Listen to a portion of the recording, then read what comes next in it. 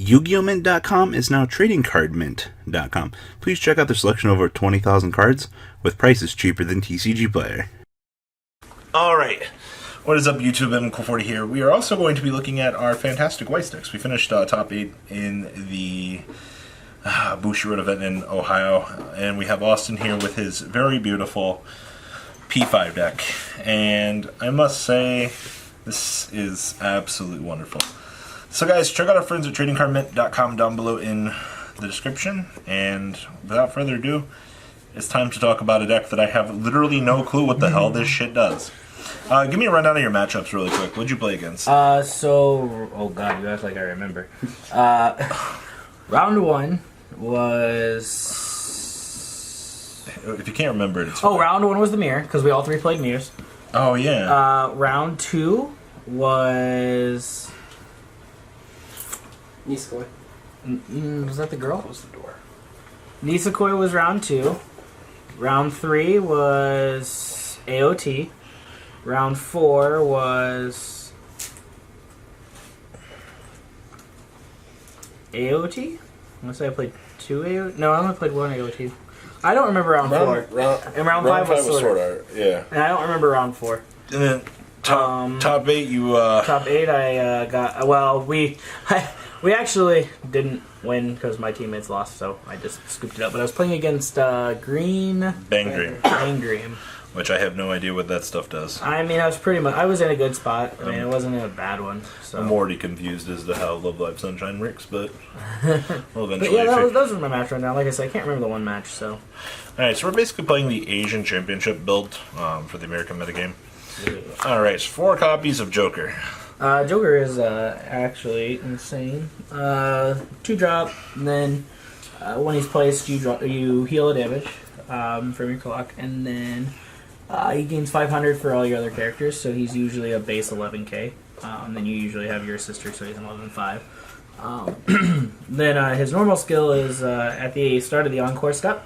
As long as your opponent has no cards or all their cards are reversed on the center stage, you pay 3, discard a card, and you actually look at a card 3 times. Reveal it's on the bottom, reveals on the bottom, and then your opponent takes damage equal to their level. So that's actually a really good skill to hit. Did I hear somebody take a 3/3/3 off of this today? Today the poor Nisekoi player. Nisekoi? Yeah, she was so cute. It actually would have hit 1/3/2, so she would have taken 6 off of just him. That was the first time I've ever hit like that. But we had another cheeky card that helped me win that game. And this guy is our 3 of. We just put him in off the new list. And so when he's placed, you look at 3 cards, pick 1, put it in your hand. Helps you get the climax combo for him. His climax combo is with freaking boring. I love the names of these cards. So his climax combo, when it's placed, you choose one of your units, or you discard a card and then you choose one of your units. It gains 1000k power and it gets it gets 1k power and gets the auto skill that when damage would be canceled by this character once per turn.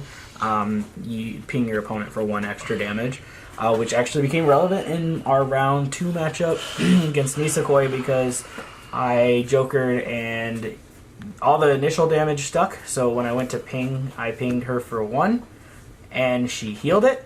So this procced, making her take an extra damage, and which won me the game.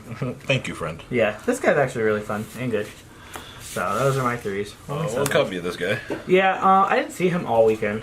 I swear, every time I wanted to play him, he just disappeared. Oh, this is just your sister? Yeah, he's an assistant for Joker. I mean, that's all he really is there for. 2 copies of this. This guy actually was really good all weekend. A lot of people were dropping 3s, or they would be pushed to 3, and I'd still be at 2. So being able to drop this is really good because he gets 6k power, which makes him a 13k. To go after grade 3s when I'm still at grade 2, so I don't get demolished when people drop 3s. It's just really good. We don't play his climax combo. Yeah, it's your anti-reverser. Yeah. And then 3 copies of this guy. Yeah, we only opted 3. Some builds are playing 4, but 3 works just fine. You have a lot of search power in the deck with calling card and stuff like that, and your brainstormers. So I mean, there's no reason not to. His climax combo is ridiculously good. Climax combo is he draws a card. And then searches for a grade and 1. then searches for a grade 1 or less. And then also, as long as you have 4 characters, you can drop him at level 1. Oh, okay, so he's just a 7k level 2. Yep. Oh, that's adorable. It's 8k with his climax, so... Those young level reversers can't get to him at level 1. Yep. 3 copies of calling card. Dude, card is great. Card is amazing. Would you have considered wanting 4? No. I always saw it, and you play the level 0 that lets you get it back at any point. So you can drop it early game as long as you have him, and then you just grab it back when you hit grade 1 or level 1, and then you just turbo through it. then you just turbo through your deck to try to get all your climaxes back in the deck. Okay. Yeah, and then I mean its other skills were actually kind of relevant too. Obviously, it banishes and doesn't banish it, sends a card to memory from your opponent. Then they draw a card. Then it also can bounce a cost 0 card in the center stage, which was actually relevant in the Bang Dream matchup because I didn't know what their backups did, so I just kept her things off the board. Okay. So 2 copies of the 2k backup. Doesn't do anything particularly special. You just ditch it, and you go 1k and 1k. All right. 2k backup. Okay, yes. 1 copy of this. This guy was actually phenomenal too. I'm glad we tech one in. Just giving a card 500 for every character is broken. Okay, so it's just on attack, give another character 500. Super good.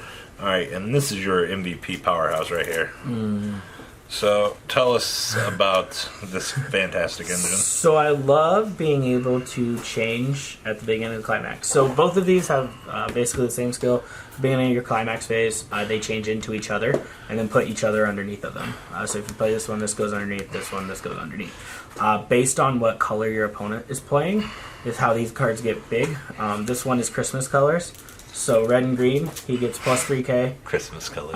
And then this one is just boring colors, which is yellow blue. And then, so... How did you come up with that in your head? Someone said it. Boring colors. It was Clinton's team. Oh, God. He was like, Christmas. And I was like, oh, Lord. So, I mean, there's 7Ks, and, you know, just being able to change is really good. Also, if you send one of these to the graveyard and have the other marker under it, when you will change, it still says up to 1. So if you send the appropriate target to the graveyard, you'll still be able to bring out the one you sent. Yes, that was a ruling question that somebody had. It's basically...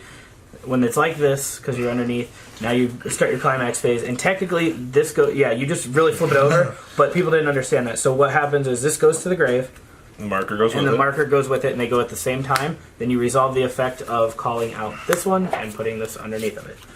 So people don't seem to get that, but we got it cleared up, and it's really good. Bushiroad rules. Yes, it's not Yu-Gi-Oh rules. So there's that. Those are really good. Alright, grade 0s. How'd this guy do for you? In the games I saw him, I mean, he's really good.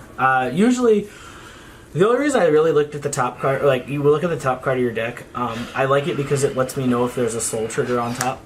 So like if there's somebody who has an extra soul, it doesn't it just makes it so that I get an extra damage in. But essentially, you want to rush with this deck. Plus, his Counterblast 1, send him to Soul, look at the top 2 cards, choose 1, and put it in your hand. Clock. Yeah, so you pay 1.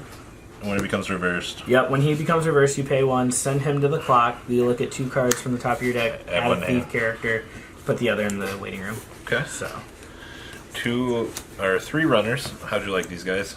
They ran a lot. Usually I started every turn with one of these, and then they'd throw something big down, and I'm like, goodbye. And I skidded to the other corner. 3 copies of this guy. Yeah, this guy's really good. I turboed out a lot to grab him because I always wanted to make sure I had that calling card to cycle through my deck. If I see a lot of climaxes in the beginning of the game, getting him is crucial because you need to get through your deck to get your climaxes back in. So 3 brainstormers. I almost consider bumping this up to 4. I didn't see this enough, and with this deck, I feel like you need to see your Brainstormer as soon as possible. So might need to do something different here, but there's room for testing. It's just this card is I needed to see it more. Well, I mean, you do have another brainstormer. Yeah, and we played this one Brainstormer. This one's not as good. I mean, this one's spammable because it's only pay 1, and then you don't have to rest anything. But you reveal top 4. For each climax, take 1 from your waiting room, put it in your hand, take a card from your hand, put it in the waiting room. It's not as good, but... Yeah, it's not as good, but it's there. It's just, we were testing this because it was what was being tested, and I did use it, and the Global Assist 500 is nice. So... 1 copy of this. This guy was actually really good, too, all weekend. being able to pay one, ditch a card, put something that you really need, like the I literally always used it to grab this guy, because then I can drop this, discard a card, get my calling card back, and then go find my pieces. So that's usually the combo with that. You got a piece of this? This card's really good. This card, so whenever you direct attack your opponent, they take a card from memory that's face down, put it into their waiting room, and then you can pay one if you'd like, and search your and salvage a card from your waiting room, which is really good. And then it's a global 500. And then climaxes. I love the show's not over yet. And it's freaking boring. Freaking boring. This actually is super relevant. I actually like this because I get to choose a yellow card, put it into my stock, and then all my characters get +1 soul. So this provides... This is actually why I probably won my AOT matchup, because being able to rush your opponent and give all your stuff... Well, also these are 3 triggers off. Yeah, and then plus these Or 2 triggers. These are 2 soul each, so hitting these 2. This actually won me my first round match. Again, the mirror, he was sitting at 3-4. I needed to swing for 3, and I only had a 1. So I swung for 3, or I swung for 1 and popped this off, and so hit him for 3 and he didn't heal. This won me my game. And then freaking Warren, or The Show's Not Over is your climax combo. So Also, it's a win trigger, which is pretty good. And then bouncing things is nice. Any final comments? No, I like the deck. Like I said, there's a few things that I want to change. Maybe this down to 1 and grabbing another Brainstormer. So, Alright, guys. Please check out our friends at tradingcardmint.com down below in the description. And that's all we got, guys. Peace.